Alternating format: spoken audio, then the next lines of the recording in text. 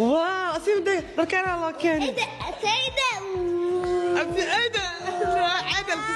كسوة thank you thank you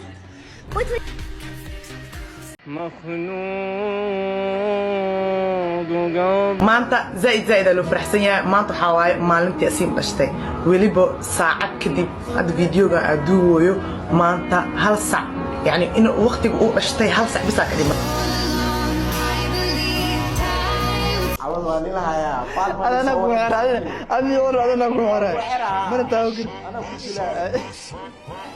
إيه بس كتاودي ورتكون ناك عمل أفين عالك أمير وان كان ساسيرا هدي كتبتو هذا بس كتيرنا كسك ما ترى أمر لها الله يا مخالك مخال حلو